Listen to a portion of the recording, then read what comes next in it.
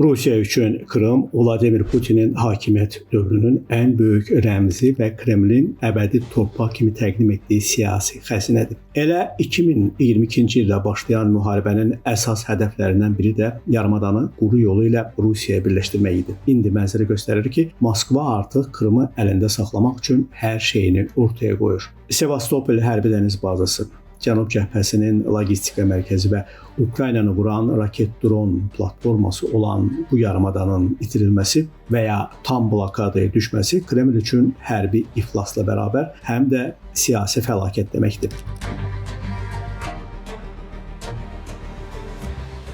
Bu səbəbdən Moskva eyni vaxtda həm paytaxtı, həm Krımı, həm də cəbhə xəttini qorumağa çalışsa da Ukraynanın ardıcıl zərbələri bu planı pozur.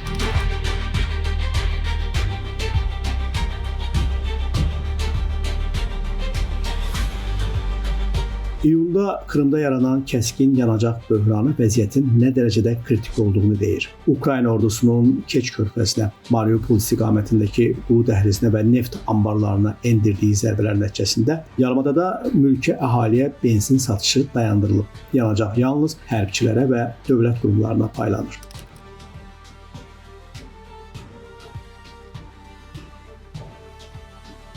Bu isə kilometrlərlə uzanan növbələrə, işıq kəsintilərinə və turizm mövsümünün tamamilə batmasına yol açıb.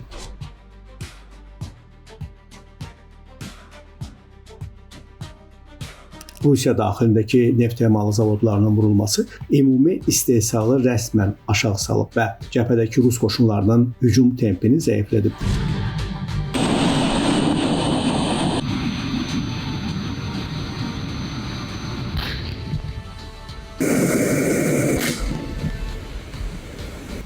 Он готов! Выстрел! Выстрел! Выстрел!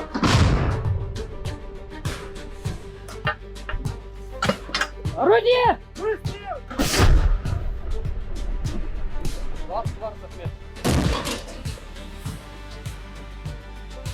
İndi Kreml çox çətin bir seçimlə üz-üzədir. Putin bilmir, paytaxtı qorusun, Krımı saxlasın, yoxsa cəbhədə irəliləsin.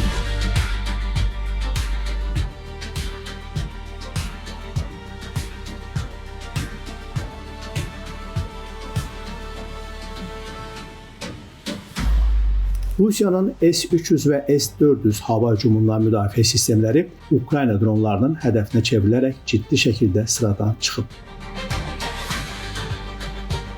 Elektron müharibə sistemləri birtəhər vəziyyəti idarə etməyə çalışsa da, real raket ehtiyatını əvəz edə bilmir. Buna görə də baş qərargah hava hücumundan müdafiə qüvvələrini yalnız ən strateji nöqtələrə, Moskvaya, Kerç körpüsünə və əsas neft zavodlarına çəkir, qalan bölgələr isə müdafiəsiz qalır.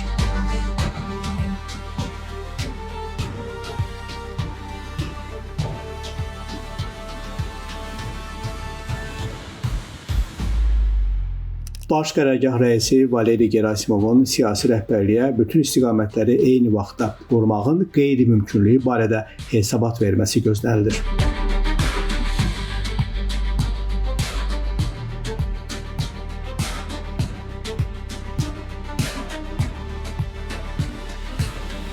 Bütün bunlara rəğmən Moskva Krım uğrunda axıra qədər gedəcək. Çünki yarımada əldən çıxsa, müharibənin heç bir ideoloji mənası qalmır.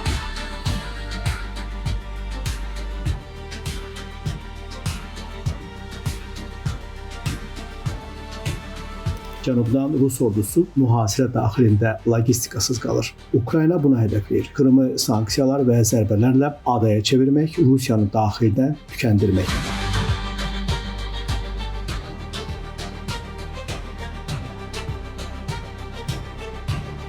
Rusiyanın hələ də böyük ətdən divarı və hərbi potensialı olsa da, Krım artıq Moskva üçün həm əsas güc rəmzi, həm də müharibənin taleyini həll edəcək ən zəif, ən baha başa gələn nöqtədir.